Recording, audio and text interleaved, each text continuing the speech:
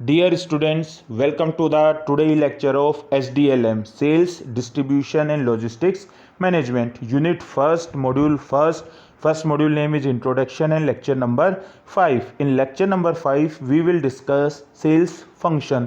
किसी भी ऑर्गेनाइजेशन का जो सेल्स फोर्स होता है या सेल्स डिपार्टमेंट होता है उसमें सेल्स रिप्रेजेंटेटिव्स होते हैं जिनको हम सेल्स मैन भी बोलते हैं, सेल्स पर्सन्स भी बोलते हैं, सेल्स एग्जीक्यूटिव्स भी बोलते हैं एंड सेल्स मैनेजर होते हैं। तो सेल्स मैनेजर और सेल्स रिप्रेजेंटेटिव को मिलाकर किसी भी ऑर्गेनाइजेशन का सेल्स फोर्स बनता है। तो सेल्स मैनेजर के कुछ रोल्स होंगे, कुछ रिस्पॉन्सिबिलिटीज़ होंगी, इसी तरह से सेल्स रिप्रेजेंटेटिव के भी कुछ रोल्स होंगे, कुछ रिस्पॉन्सिबिलिटीज़ होंगी।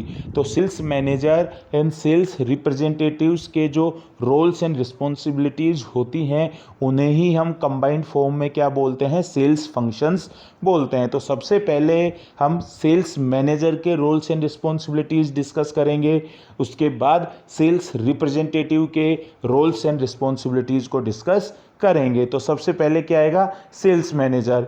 आपने फंडामेंटल्स ऑफ मैनेजमेंट में पढ़ा था टॉप लेवल, मिडिल लेवल और लोअर लेवल। तो जो सेल्स मैनेजर की वैकेंसी होती है, सेल्स मैनेजर की जॉब होती है, सेल्स मैनेजर का जो डेजिग्नेशन होता है वो बेसिकली मिडिल लेवल पोजीशन का होता है। सेल्स मैनेजर के अबव तो टॉप मैनेजमेंट होगा जिसमें मार्केटिंग मैनेजर हैं, उसके ऊपर मैनेजर्स होंगे और सेल्स मैनेजर के अंडर में सेल्स रिप्रेजेंटेटिव्स होंगे, सेल्स मैन होंगे, सेल्स पर्सनल होंगे। तो अगर हम नटशेल में बोलें तो सेल्स मैनेजर की जो पोजीशन है वो मिडिल लेवल की पोजीशन है। अब सेल्स मैनेजर के कुछ क्या होंगे, रोल्स होंगे और उन रोल्स के साथ कुछ क्या होंगी, रिस्पॉन्सिबिलिटीज़ होंगी। जैसे आपने देखा होगा अमिताभ बच्चन की आप कोई मूवी देख रहे हो तो उसमें आता है Amitabh Bachchan in and as inspector Vijay. तो अमिताभ बच्चन उस मूवी में इंस्पेक्टर विजय का रोल प्ले कर रहा है। तो जो उसका इंस्पेक्टर का रोल है उसके साथ कुछ क्या है, रिस्पॉन्सिबिलिटीज़ हैं। रिस्पॉन्सिबिलिटीज़ क्या होंगे, अपराधियों का सफाया करना, अपनी देश की सुरक्षा करना, समाज की सुरक्षा करना, अच्छाई का साथ देना, बुराई का विनाश करना। तो ये उस रोल के साथ क्या हो गई, रिस्पॉन्सिबिलिटीज़ हो गई। तो इसी तरह जैसे टीचर का एक क्या है, रोल है, तो टीचर के रोल के साथ क्या हो जाती है, रिस्पॉन्सिबिलिटीज़ हो जाती हैं कि जो सिलेबस दिया गया है उस सिलेबस को टाइमली कवर कराना, नोट्स बनाना, स्टूडेंट्स को पढ़ाना, स्टूडेंट्स के डाउट्स क्लियर करना, स्टूडेंट ने कोई क्वेरी पुट की है तो उसका आंसर देना।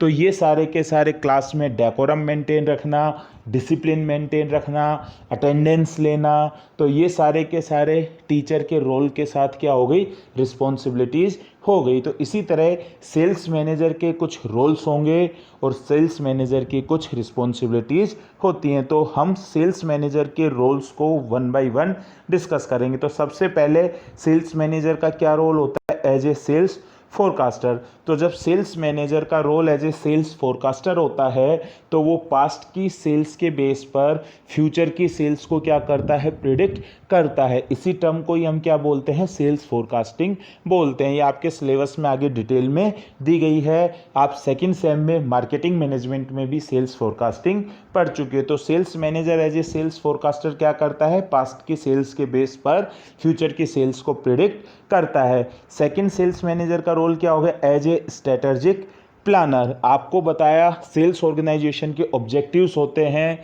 Sales maximisation, profit maximisation, increasing market share, customer satisfaction. तो इन ऑब्जेक्टिव्स को अचीव करने के लिए क्या बनाई जाती हैं, स्ट्रेटजीज बनाई जाती हैं। तो जब सेल्स मैनेजर का role as a strategic planner होता है तो वो सेल्स ऑब्जेक्टिव्स को अचीव करने के लिए क्या बनाता है, स्ट्रेटजीज बनाता है जिससे कि उसकी ब्रांच के, उसके डिपार्टमेंट के, उसकी ऑर्गेनाइजेशन के ऑब्जेक्टिव्स हैं वो अचीव हो सकें। थर्ड रोल क्या होगा, as an observer of buying behaviour. ये मैं आपको पहले भी बता चुका हूँ कि sales department is the only department जो कि डायरेक्ट कस्टमर के कांटेक्ट में रहता है। तो जो टॉप मैनेजमेंट है उसको बायर बिहेवियर के बारे में कौन बताएगा? सेल्स मैनेजर बताएगा। तो जब सेल्स मैनेजर का role as a buyer behaviour observer होता है तो वो जो मार्केट में कस्टमर्स हैं, बायर्स हैं, उनके बिहेवियर को क्या करता है? ऑब्जर्व करता है कि किस एज ग्रुप के कस्टमर्स हमारे प्रोडक्ट परचेज कर रहे हैं, किस लोकेलिटी के कस्टमर्स हमारे प्रोडक्ट परचेज करते हैं, किस इनकम ग्रुप के कस्टमर्स हमारे प्रोडक्ट परचेज करते हैं, जिससे फ्यूचर में वो उसके बेस पर अपनी स्ट्रेटजीज को बना सके। नेक्स्ट रोल क्या होगा सेल्स मैनेजर का? As a market analyst. तो जब सेल्स मैनेजर का role as a market analyst होता है तो वो जो मार्केटिंग एनवायरनमेंट है उसको कंटिन्यूसली मॉनिटर करता है और एनालाइज करता है, और उसमें क्या स्ट्रेंथ है ऑर्गेनाइजेशन की, क्या वीकनेसेस हैं मार्केट में, क्या अपॉर्चुनिटीज़ हैं, क्या थ्रेट्स हैं, इनको वो एनालिसिस करता है। तो मार्केटिंग एनवायरनमेंट में कौन कौन से एनवायरनमेंट आ गए? एक्सटर्नल और इंटरनल। एक्सटर्नल मैक्रो एक्सटर्नल और माइक्रो एक्सटर्नल। तो वो जो है political, economical, legal, social, technological, cultural, competitors का एनालिसिस, कस्टमर का एनालिसिस, डिस्ट्रीब्यूटर का एनालिसिस, ये सारे के सारा सेल्स मैनेजर इस रोल में क्या करता है? मार्केट का एनालिसिस करता है।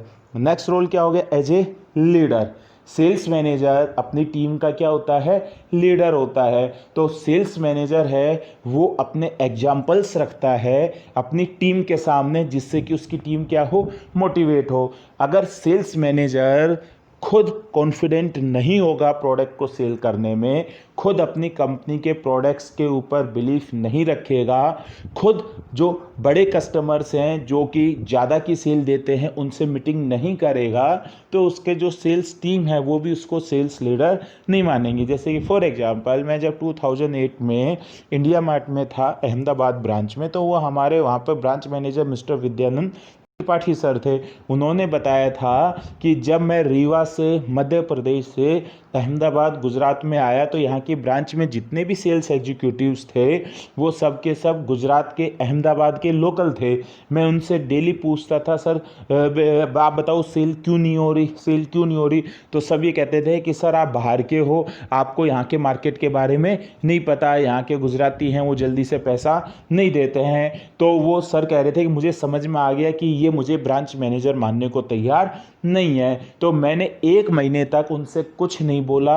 जिस तरह से वो ब्रांच में आते थे मैं भी ब्रांच में आता था, खुद टेलीफोन करता था, उसके बाद है मीटिंग लेता था और खुद जाके कस्टमर से सेल करता था। तो मैंने 1 महीने में उन सबसे ब्रांच में सबसे ज़्यादा सेल की। उसके बाद फिर मैंने उनसे बोला कि जब मैं बाहर का होकर यहाँ पर सेल्स कर सकता हूँ तो आप तो लोकल है, आपको तो यहाँ पर ज़्यादा सेल करनी चाहिए। तो अब जो जितने भी रिप्रेजेंटेटिव्स थे टीम में थे उन सबको समझ में आ गया कि वाकई में इनके अंदर कैपेबिलिटी है, पोटेंशियल है। तो उन्होंने उनको अपना मैनेजर मान लिया, उनके साथ अपनी प्रॉब्लम्स को डिस्कस करने लगे। तो उन्होंने खुद एग्जाम्पल से अपने आप को लीडर प्रूफ किया। तो जब सेल्स मैनेजर का रोल एज ए लीडर होता है तो उसको अपनी टीम के लिए रोल मॉडल का रोल प्ले करना होता है। नेपोलियन बोनापार्ट ने भी कहा था कि मुझे 1 लाख की सेना और एक कमज़ोर सेनापति की बजाय एक बहादुर सेनापति और 10,000 की सेना होगी, वो 10,000 की सेना और बहादुर सेनापति के साथ मैं 1 लाख की सेना को भी हरा सकता हूँ। तो जो सेनापति होता है वो क्या होता है? लीडर होता है। अगर वो खुद ही लड़ाई में डरकर भागने लग गया तो उसकी फौज तो वैसे ही भाग जाएगी। तो जब सेल्स मैनेजर का रोल एज ए लीडर होता है तो उसे अपनी टीम के सामने रोल मॉडल का रोल प्ले करना होता है और एग्जाम्पल सेट करने होते हैं। नेक्स्ट क्या है? As a cost and profit analysis. तो जब सेल्स मैनेजर का role as a cost and profit analyst होता है तो वो जो सेगमेंट्स हैं मार्केट के उन हर सेगमेंट में एनालिसिस करता है कि इस सेगमेंट को सर्व करने की कितनी कॉस्ट आ रही है और इस सेगमेंट से हमें कितना प्रॉफिट हो रहा है। जैसे आपने एज के ग्रुप पर मार्केट को 3 अलग अलग सेगमेंट्स में डिवाइड किया हुआ है।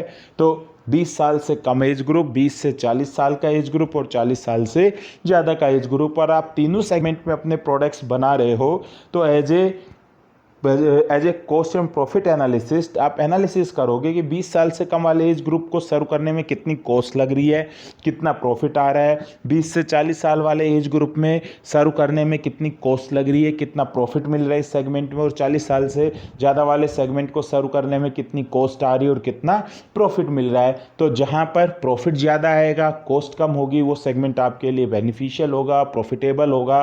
और जहाँ पर कॉस्ट ज़्यादा आ रही है और उतना प्रॉफिट नहीं हो रहा, तो इट मीन्स उस सेगमेंट में या तो आपको अपने प्रोडक्ट में स्ट्रेटजी में चेंज करना पड़ेगा या उस सेगमेंट को आपको सर्व करना बंद करना पड़ेगा। तो इस टाइम पे सेल्स मैनेजर का रोल क्या हो गया, as a cost and profit analyst.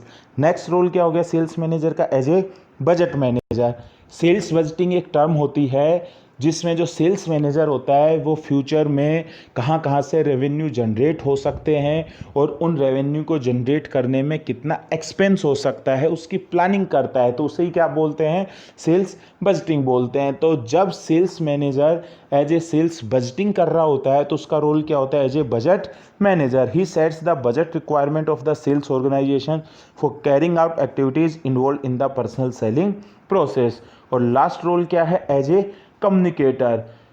Sales manager है वो कम्युनिकेटर का रोल प्ले करता है। कैसे, जो मैनेजमेंट की इंफॉर्मेशन होती हैं, वो जो टॉप मैनेजमेंट की इंफॉर्मेशन होती है वो सेल्स फोर्स को बताना, और सेल्स फोर्स की कोई इन्फॉर्मेशन है, सेल्स फोर्स के कोई सजेशंस हैं, फीडबैक हैं, वो टॉप मैनेजमेंट को बताना। इसी तरह कस्टमर्स का फीडबैक है, वो फीडबैक आगे टॉप मैनेजमेंट को इन्फॉर्म करना, और टॉप मैनेजमेंट है उनका कस्टमर के लिए कोई पॉलिसी है, कोई गाइडलाइंस है, तो वो कस्टमर को बताना। तो उस टाइम पे सेल्स मैनेजर का रोल क्या हो गया, एज ए कम्युनिकेटर। तो ये सेल्स मैनेजर के क्या हो गए, रोल्स हो गए। तो कौन कौन से रोल्स हुए सेल्स मैनेजर के, as a sales forecaster, as a strategic planner, as an observer of buyer behaviour, as a market analyst, as a leader, as a cost and profit analyst, as a budget manager and as a communicator.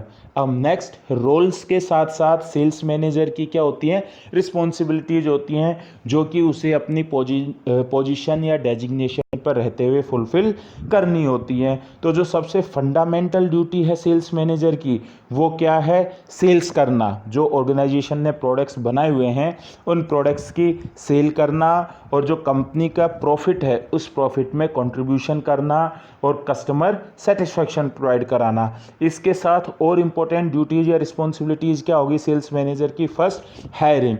Hiring is equal to recruitment and selection.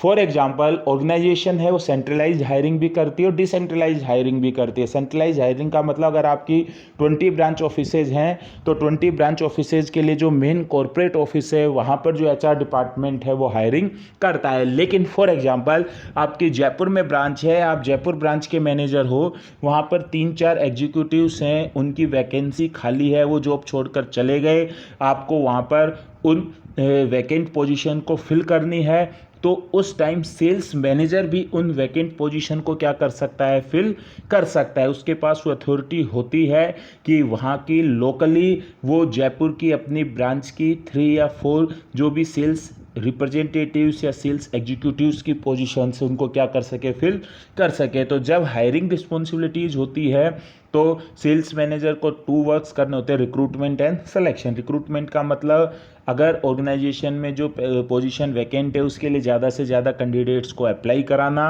और selection का मतलब उनमें से best candidate को उस vacant job के लिए select करना। तो ये किसकी रिस्पॉन्सिबिलिटी है, सेल्स मैनेजर की रिस्पॉन्सिबिलिटी है कि वो अपनी ब्रांच पर अपने लेवल पर भी हायरिंग कर सकता है। सेकंड क्या है, ट्रेनिंग।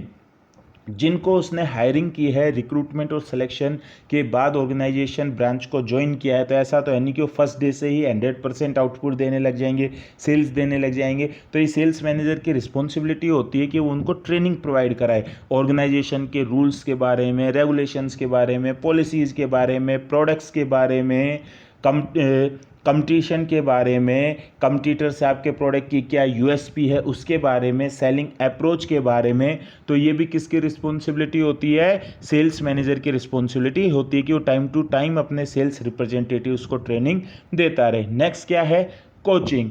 अब जो भी सेल्स रिप्रेजेंटेटिव हैं वो कोई रोबोट्स तो है नहीं कि हर कोई आइडेंटिकल परफॉर्मेंस देंगे।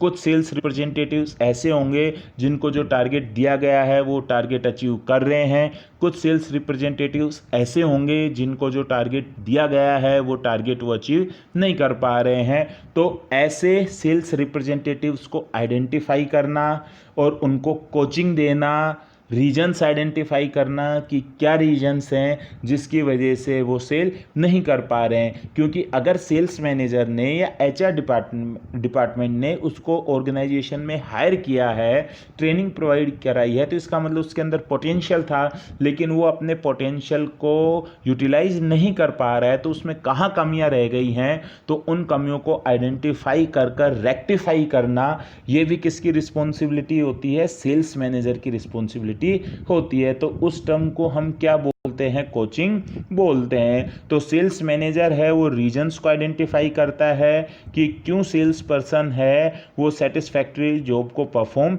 नहीं कर पा रहा है, और उन जो रीजन्स आइडेंटिफाई हुए हैं उनको रेक्टिफाई करता है जिससे कि उसकी परफॉर्मेंस इंप्रूव हो जाए। अब नेक्स्ट, सेल्स मैनेजर की क्या रिस्पॉन्सिबिलिटी होती है? मोटिवेशन। आपको मैंने बताया सेल्स की जॉब एक चैलेंजिंग प्रोफेशन है, हर डे सेम नहीं होता है। कल आपने 2 सेल की तो इसका मतलब ये नहीं है कि आगे टुमारो भी आपकी 2 सेल्स हो जाएंगी। ऐसा हो सकता है कि अब हफ्ते भर तक कोई भी सेल ना हो। पिछले महीने आपने अपना टारगेट पूरा अचीव कर लिया तो कोई ज़रूरी नहीं है कि इस मंथ भी आप अपना टारगेट 100% अचीव कर पाओ। तो जब तक सेल हो रही होती है तब तक तो सेल्स रिप्रेजेंटेटिव मोटिवेटेड रहता है, लेकिन अगर 4-5 दिन से कंटिन्यूसली वो खूब एफर्ट्स लगा रहा है लेकिन फिर भी सेल नहीं हो रही है तो सेल्स रिप्रेजेंटेटिव डिमोटिवेट हो जाता है। तो ये सेल्स मैनेजर की रिस्पॉन्सिबिलिटी होता है कि वो अपनी टीम को, अपने वर्कफोर्स को, अपने एम्प्लॉयज़ को मोटिवेट रखे जिससे कि वो अपनी परफॉर्मेंस को 100% देते रहें, उनकी प्रोडक्टिविटी इंक्रीज हो जाए। तो उसके लिए सेल्स मैनेजर को अपनी टीम को मोटिवेट करने के लिए इन 3 फैक्टर्स पे काम करना होता है। First, the belief that his work is important. कई बार सेल्स रिप्रेजेंटेटिव कहने लग जाते हैं कि सर क्या है, आप सुबह मीटिंग लेते हो और उसके बाद भरी गर्मी में धूप में हमको भेज देते हो, 10-5 मिनट भी ऑफिस में नहीं टिकने देते हो, तो ये तो हमारा काम तो सबसे बेकार है, बाकी और सब तो आराम से इसी ऑफिस में बैठे रहते हैं। इट मीन सेल्स रिप्रेजेंटेटिव को अपना वर्क इंपॉर्टेंट नहीं लग रहा है, तो डिमोटिवेट हो रहा है। तो उसको मोटिवेट करना कि बेटा आप फील्ड में जा रहे हो तो आप सेल कर पा रहे हो, तो ही ये जो बैठकर ऑफिस में एसी की हवा खा रहे हैं ये आपकी वजह से है। कल को अगर ऑर्गेनाइजेशन को कोई प्रॉब्लम हो जाती है तो वो सबसे पहले इन्हीं को ही आउट करेगी, आपको आउट नहीं करेगी, क्योंकि आप ही ऑर्गेनाइजेशन को रेवेन्यू जनरेट कर दे रहे हो। आप धूप में मेहनत कर रहे हो तभी तो ऑर्गेनाइजेशन का नाम हो रहा है, तो आप ऑर्गेनाइजेशन के ब्रांड एम्बेसडर हो। तो ऐसा बोलने से जो सेल्स पर्सन है जिनको अपनी जॉब इंपॉर्टेंट नहीं लग रही थी, अब उनमें मोटिवेशन आ जाएगा, वो मोटिवेटेड हो जाएंगे। Next, recognition of his accomplishment. कोई पर्सन है, कोई सेल्स पर्सन है, वो आज 2 सेल कर आया और वो बड़ा खुशी खुशी सेल कर आया और उसने आते ही सेल्स मैनेजर को बताया कि सर आज मैंने 2 सेल कर दी। तो एक तो क्या होगा, सेल्स मैनेजर उसको धमका दे, अच्छा 2 सेल कर दी तो मेरे पे क्या एहसान कर दिया, क्या गिना रहा है, 2 सेल कर दी, 2 सेल कर दी तो आज क्या करूं मैं, बताओ। आज है मैं तुमको है यहाँ पर अपनी ब्रांच ऑफिस में बैठा दूं, अपनी सीट पर बैठा दूं, हाँ 2 सेल कर दी, ऐसे बता रहे कि जैसे पता नहीं क्या कर दिया। तो जो बेचारा है वो क्या हो जाएगा, डिमोटिवेट हो जाएगा। दूसरा तरीका क्या है कि अगर सेल्स रिप्रेजेंटेटिव आज आया और उसका टारगेट 1 सेल का ही था आज, और आज उसने 2 सेल कर दी, तो बता रहे कि सर आज मैंने 2 सेल कर दी। तो एक तरीका क्या हो सकता है, उसको I am very proud of you, well done my boy, मुझे तुमसे यही उम्मीद थी, यू कैन डू इट, आप कर सकते हो, आप में वो गट्स हैं। और जब इवनिंग में मीटिंग हो रही है तो मीटिंग में पूरी टीम के सामने उसको रिकॉग्नाइज करना, उसकी पीठ थपथपाना, उसके लिए क्लैपिंग करवाना। तो जो सेल्स रिप्रेजेंटेटिव है वो क्या होगा, मोटिवेट होगा, क्योंकि उसने जो आज अपना काम किया, एकम्प्लिशमेंट किया, उसका उसे क्या मिला, रिकॉग्निशन मिला। और नेक्स्ट क्या है, मोटिवेटेड लीडर। तो अगर सेल्स मैनेजर जब तक खुद मोटिवेट नहीं रहेगा, खुद मोटिवेटेड नहीं रहेगा, वो अपनी टीम को मोटिवेट नहीं कर सकता। सेल्स मैनेजर खुद ही बार बार कहता है कि यार सेल्स करना तो बहुत टफ है, मैं तो गलत जॉब में आ गया, मैं तो जॉब सर्च कर रहा हूँ, इस ऑर्गेनाइजेशन के तो प्रोडक्ट सेल ही नहीं होते। तो जब खुद लीडर ही डिमोटिवेटेड है तो उसके जो सेल्स रिप्रेजेंटेटिव्स हैं वो भी क्या होंगे, डिमोटिवेटेड होंगे। तो लीडर को क्या रहना पड़ेगा, मोटिवेटेड रहना पड़ेगा। उसे जब तक अपनी कंपनी के प्रोडक्ट्स में, खुद की ऑर्गेनाइजेशन में बिलीफ नहीं होगा तो वो कॉन्फिडेंटली अपने सेल्स रिप्रेजेंटेटिव को नहीं बोल पाएगा। तो ये सेल्स मैनेजर की क्या होगी, रिस्पॉन्सिबिलिटी। नेक्स्ट क्या होगी, setting targets and tracking the result. जो सेल्स मैनेजर है उसके अंडर में जो टीम है, उस टीम के टारगेट को सेट करने की भी रिस्पॉन्सिबिलिटी किसकी होती है, सेल्स मैनेजर की। ऐसा नहीं है कि उसकी ब्रांच को 300 का टारगेट मिला और उसके पास 10 एम्प्लॉयज़ हैं तो हर किसी को 300 को 10 से डिवाइड कर हर किसी को 30-30 का टारगेट दे दिया। नहीं, क्योंकि जो 10 एम्प्लॉयज़ हैं उसमें से कुछ एक्सपीरियंस्ड भी होंगे, कुछ एम्प्लॉयज़ हैं वो ऐसे होंगे जिन्होंने अभी ज्वाइन किया है, कुछ एम्प्लॉयज़ में ज़्यादा स्किल होगी सेलिंग की, कुछ में कम होगी। तो उनकी स्किल्स के बेस पर उनको टारगेट सेट करना। तो किसी का तो 50 भी टारगेट सेट करेंगे, किसी का 20 भी टारगेट सेट करेंगे, किसी का 15 भी सेट करेंगे, किसी का 40 भी सेट करेंगे। तो ये रिस्पॉन्सिबिलिटी किसकी होती है, सेल्स मैनेजर की होती है। दूसरी रिस्पॉन्सिबिलिटी सेल्स मैनेजर की ये होती है कि केवल उसका काम टारगेट सेट करना नहीं होता, रिजल्ट को ट्रैक करना भी होता है कि जो टारगेट उसने अपने टीम को दिए हैं, इंडिविजुअल्स को दिए हैं, सेल्स रिप्रेजेंटेटिव्स को दिए हैं, वो उन टारगेट्स को अचीव कर भी पा रहे हैं या नहीं कर पा रहे हैं। क्योंकि ऐसा तो है नहीं कि पूरे महीने में आपने किसी एग्जीक्यूटिव को 50 का टारगेट दिया, अब 28 दिन तक तो उसने केवल 10 सेल की, तो अब केवल 2 दिन बचे हैं, तो कुछ ऐसा चमत्कार तो हो नहीं जाएगा कि 10 दिन में वो 40 सेल करेगा।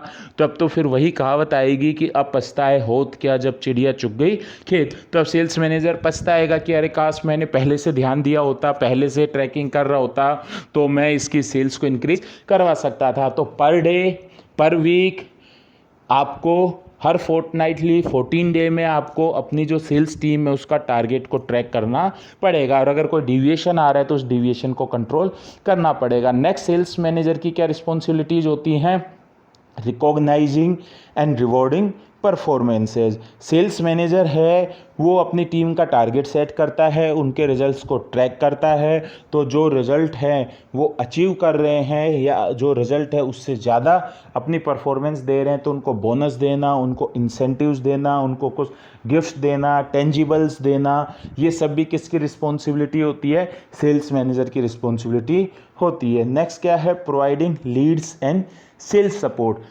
फॉर एग्जाम्पल न्यूज़पेपर में एक ऐड आई हुई है आपकी कंपनी के प्रोडक्ट्स की, तो किसी कस्टमर ने उसमें जो मोबाइल नंबर था उस मोबाइल नंबर पर कॉल किया और वो जो मोबाइल नंबर था वो आपका था, यानी कि ब्रांच मैनेजर का था।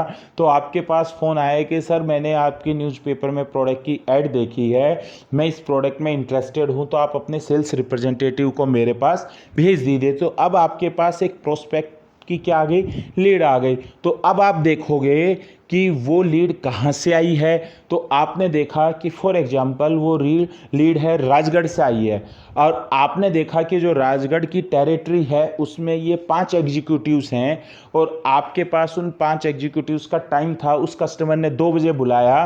तो आपने देखा कि 2 बजे 5 में से 4 एग्जीक्यूटिव्स ऑलरेडी बिजी हैं, इस एग्जीक्यूटिव की 12 बजे के बाद फिर नेक्स्ट मीटिंग 4 बजे है, तो ये एग्जीक्यूटिव 2 बजे फ्री है। तो आप उस एग्जीक्यूटिव को फ़ोन कर वो लीड दे दोगे कि 2 बजे आप इस कस्टमर से मिल लेना, इसका मेरे पास फ़ोन आया था। तो इसे हम क्या बोलते हैं, providing leads and sales support. तो ये भी किसकी रिस्पॉन्सिबिलिटी होती है, सेल्स मैनेजर की रिस्पॉन्सिबिलिटी होती है। नेक्स्ट क्या है, organising the sales effort. Sales manager है उसकी क्या रिस्पॉन्सिबिलिटी होती है कि वो अपने जो एम्प्लॉयज़ हैं उन एम्प्लॉयज़ की डीपीआर को चेक करे। डीपीआर का मतलब डेली प्रोग्रेस रिपोर्ट को, उनकी जो एक्टिविटी फाइल है उसको ट्रैक करे कि उसको सही फिल कर रहे हैं या नहीं फिल कर रहे हैं, रेगुलर आपको मेल कर रहे हैं या नहीं कर रहे हैं, और आपने जो प्लानिंग की थी वो उस प्लानिंग के अकॉर्डिंग काम कर रहे हैं या नहीं कर रहे हैं। जो आपने बोला था कि कम से कम 4 मीटिंग है कस्टमर के साथ पर डे करनी है, तो जो आपकी सेल्स टीम है, सेल्स रिप्रेजेंटेटिव्स हैं, वो 4 मीटिंग कम से कम कस्टमर के साथ डेली कर रहे हैं या नहीं कर रहे हैं। तो ये आपकी क्या रिस्पॉन्सिबिलिटी होगी, organising the sales effort. Next क्या है, conducting sales meeting. Sales executive तो खुद आपसे कहेगा नहीं कि सर मेरी मीटिंग ले लो, तो मीटिंग लेने की रिस्पॉन्सिबिलिटी किसकी है, सेल्स मैनेजर की। तो sales manager basically 2 time meeting लेता है, एक तो सुबह सुबह मीटिंग लेता है जब ऑफिस ओपन होता है, उस टाइम पर एक मीटिंग रूम होता है ब्रांच में, वहाँ पर सब एम्प्लॉयज़ को, सब रिप्रेजेंटेटिव्स को बुलाकर उनकी मीटिंग ली जाती है और दिन भर की प्लानिंग डिस्कस की जाती है। और एक मीटिंग लास्ट में जब इवनिंग हो जाती है, जब सारे सेल्स रिप्रेजेंटेटिव्स दिन भर फील्ड में काम कर कर ऑफिस आते हैं, तो आज दिन भर क्या काम किया, क्या प्रॉब्लम आई, और जिन्होंने अच्छी परफॉर्मेंस दी उनको अकम्पलिशमेंट करना, तो ये मीटिंग इवनिंग में कंडक्ट होती है और नेक्स्ट डे की क्या की जाती है, प्लानिंग की जाती है। तो ये रिस्पॉन्सिबिलिटी भी किसकी होती है, सेल्स मैनेजर की होती है। नेक्स्ट क्या है, एलोकेशन ऑफ स्केयर रिसोर्सेज। आपको पता ही है रिसोर्स लिमिटेड हैं और उस टाइम पर उस रिसोर्स की एक से ज़्यादा सेल्स रिप्रेजेंटेटिव को क्या हो सकती है, ज़रूरत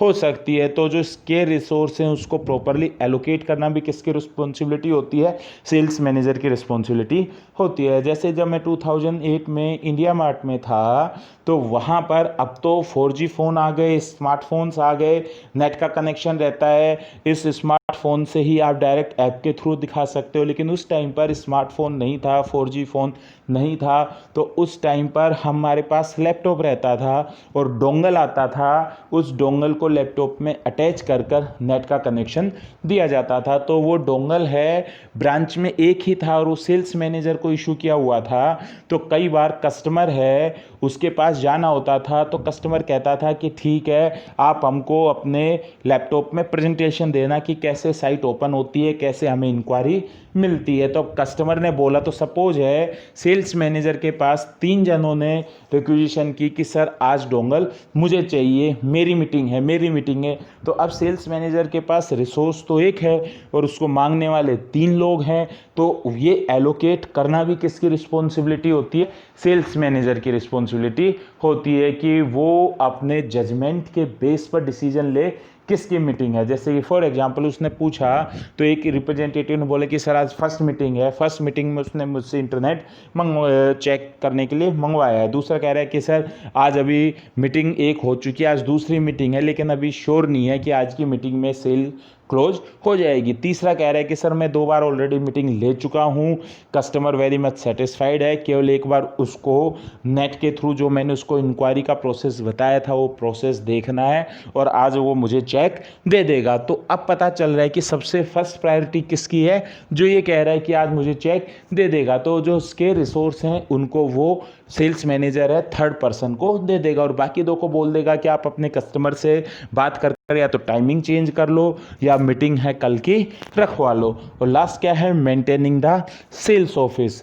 सेल्स ऑफिस है या जो ब्रांच ऑफिस है उसकी रिस्पॉन्सिबिलिटी भी किसकी होती है, सेल्स मैनेजर की होती है कि वहाँ पर कोई स्टेशनरी की तो कमी नहीं पड़ रही है, प्रॉपर क्लीनिंग हो रही है या नहीं हो रही है, एसी प्रॉपर वर्क कर रहे हैं नहीं कर रहे, कंप्यूटर प्रॉपर वर्क कर रहे हैं नहीं कर रहे, लैंडलाइन फ़ोन प्रॉपर है या नहीं है, टाइमली है, बिजली का इलेक्ट्रिसिटी का बिल पे हो रहा है नहीं हो रहा, अगर वो ब्रांच ऑफिस रेंट पर लिया गया है तो टाइमली रेंट पे हो रहा है या नहीं हो रहा, स्वीपर रेगुलर आ रहा है या नहीं आ रहा। तो इसको अपन क्या बोलते हैं, मेंटेनिंग द सेल्स ऑफिस। और लास्ट है जो अपन ने अभी पढ़ा, रोल्स एंड रिस्पॉन्सिबिलिटीज़, उसके बेस पर सेल्स मैनेजर के क्या क्या फंक्शंस होंगे, जो भी मैनेजमेंट के फंक्शंस होते हैं, planning, organising, staffing, directing, controlling, वो किसके फंक्शंस होंगे, सेल्स मैनेजर के। तो प्लानिंग में वो क्या करता है, अपनी टीम को बिल्ड करता है, हायर करता है, उसको सेल्स बजटिंग करता है, सेल्स फोरकास्टिंग करता है कि मुझे कितने एम्प्लॉय चाहिए होंगे,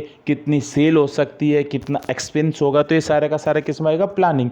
फिर सेकंड स्टाफिंग, उस प्लानिंग के बेस पर वो सही पर्सन को सही जॉब के लिए हायर करता है, फिर उनको ट्रेनिंग प्रोवाइड कराता है, फिर उनको लीडरशिप देता है, खुद उस टीम को आगे से लीड करता है, उनको गाइडेंस करता है, और लास्ट क्या है, कंट्रोल करता है, उनकी परफॉर्मेंस को इवोल्वेट करता है, और अगर उसमें कोई डिविएशन आ रहा होता है तो उस डिविएशन को कंट्रोल करता है। सेल्स मैनेजर के पास रिसोर्सेज क्या क्या होंगे, human resources, financial resources, raw material, technology, इसका इंफॉर्मेशन, इन रिसोर्सेज के इस फिर प्लानिंग करेगा, स्टाफिंग करेगा, ट्रेनिंग प्रोवाइड कराएगा, लीड करेगा, कंट्रोलिंग करेगा और इससे क्या परफॉर्मेंस निकल कर आएगी, जो ब्रांच के सेल्स मैनेजर के ऑर्गेनाइजेशन के गोल्स हैं वो ऑब्टेन होंगे, प्रोडक्ट्स की सेल होगी, प्रॉफिट जनरेट होगा, कस्टमर सेटिस्फाइड होंगे, एफिशिएंटली काम होगा और जो भी काम होगा वो क्या होगा, इफेक्टिव होगा। तो ये सेल्स मैनेजर के क्या हो गए, रोल्स एंड रिस्पॉन्सिबिलिटीज़ हो गई। अब नेक्स्ट ई लेक्चर में इसके पार्ट सेकंड में हम सेल्स एग्जीक्यूटिव के रोल्स एंड रिस्पॉन्सिबिलिटीज़ को डिस्कस करेंगे। Thank you very much.